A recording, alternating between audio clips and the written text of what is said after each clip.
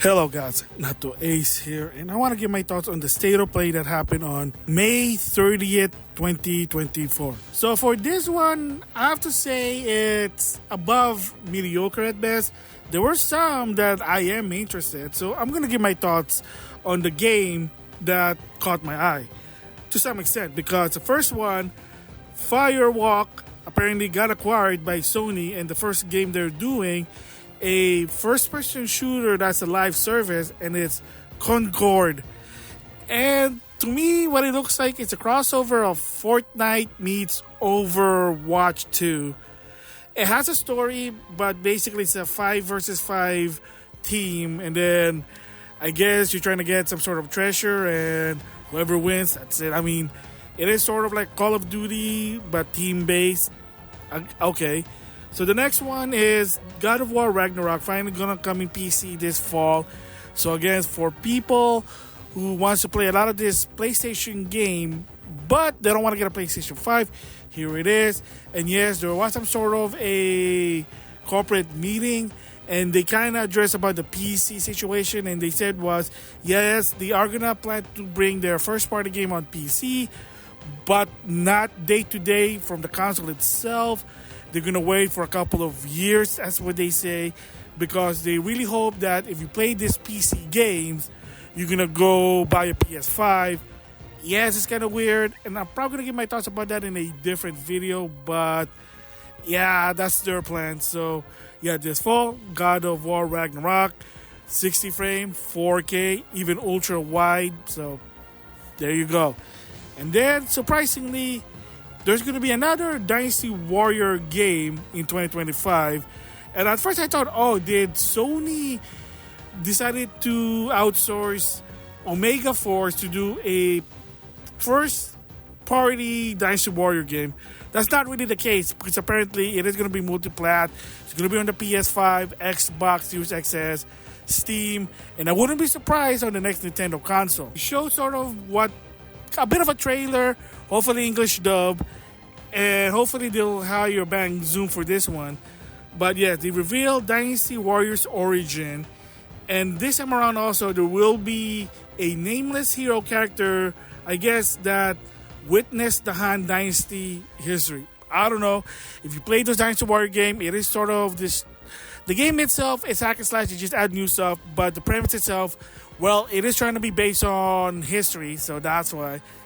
It is what it is. Hopefully, let's see how this one works, because Dynasty Warrior 9, a lot of people didn't like it. Trying to do an open world Dynasty Warrior game, it didn't work. And then, a trailer for Infinity Nikki, and what it looks like, it's a dress-up open world game with anime waifu. I don't know what it is, they just show a trailer. I mean, there's sort of a gameplay, I still don't understand. And then another one, sort of a trailer, sort of a Japanese style game, Ballad of Astara. I have no idea what it is. I mean, Japanese at least, aesthetic. Alright, so the next one, more info about this one to some extent, and it's called Marvel Rivals. Yes, it is a Marvel version of Fortnite. There's been a beta, there's been controversy, you can't shit about the game to some extent, but it is what it is. It is Marvel meet Fortnite, and yes, it's going to be on multiple consoles. I wouldn't be surprised also on the Switch or the next Nintendo console. There's going to be a beta during the summer, and from a lot of people, like, they sort of enjoy it, but like I said, they want to criticize the game, but they wouldn't allow them, so hopefully that once the game is officially released, it'll be enjoyable, but you just have to wait and see.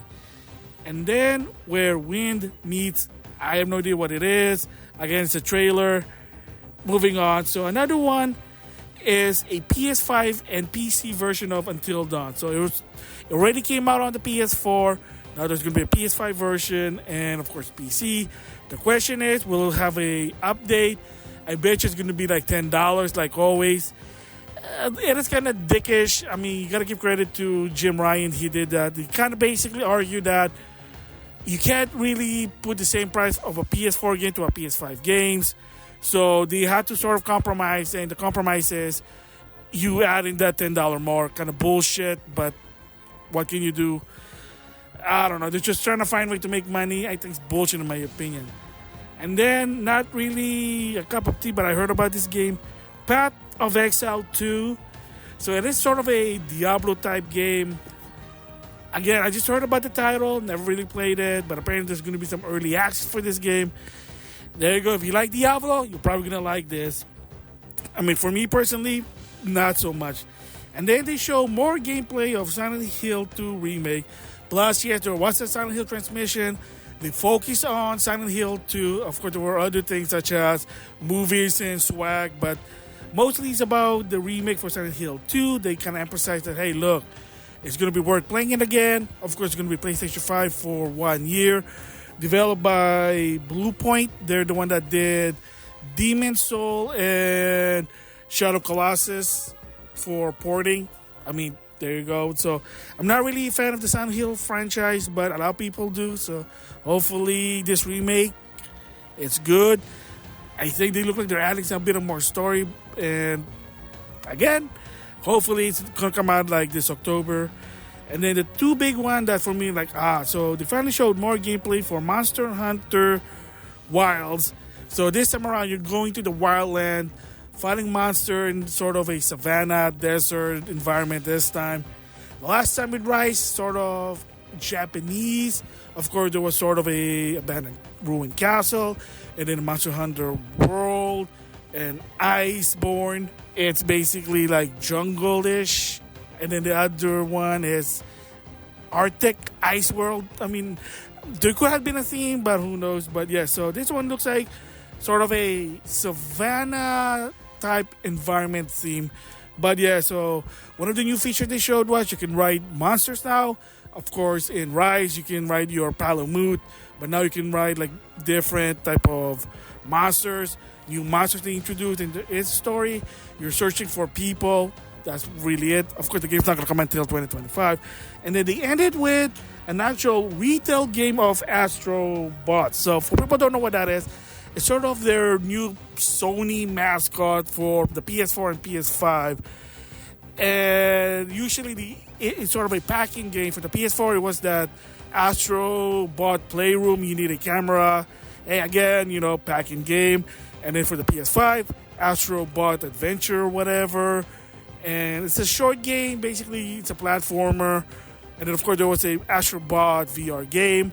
And now for the PS5, a new Astro Bot, a really retail-sized game.